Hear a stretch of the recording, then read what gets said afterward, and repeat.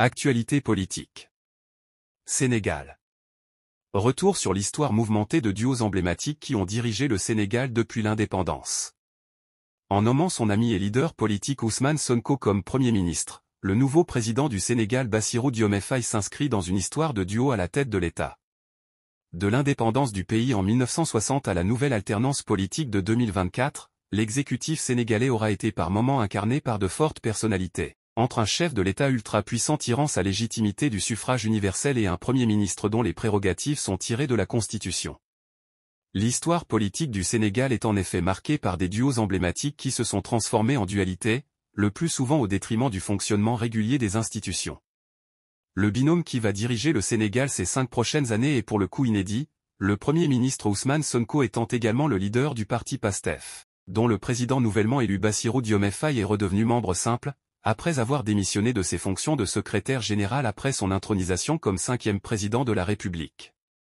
C'est autour du slogan Diomaye ou Sonko, Diomaye, c'est Sonko, que les deux hommes ont bâti leur campagne qui les a menés au sommet de l'État. De par son aura et du fait de son poids politique, Ousmane Sonko occupera une place essentielle au sein de l'exécutif sénégalais. En tant que chef du gouvernement, il sera le véritable chef d'orchestre du projet politique dont son parti le PASTEF est porteur.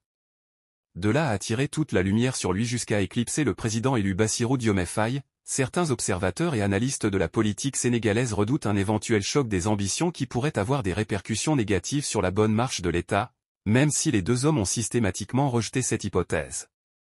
Par le passé, le Sénégal a connu des relations parfois tumultueuses entre les deux personnalités de l'exécutif, aboutissant à des crises politiques graves. BBC Afrique revient sur ces duos qui ont fini par se transformer en duel au cœur de la République. Léopold Sédar Senghor organise avec son ami Mamadou Dia la marche vers l'indépendance au sein du bloc démocratique sénégalais fondé en octobre 1948, qui aboutit plus tard à la création d'un grand parti l'Union progressiste sénégalaise, UPS, fondé en 1958 après le ralliement du Parti socialiste de Lamine Gueye. Senghor et Dia sont les deux principaux dirigeants du parti et mènent ensemble la campagne pour l'accession à la souveraineté internationale.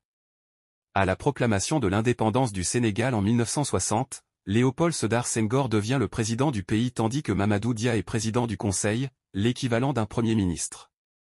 Merci de vous abonner, car ce numéro a une suite.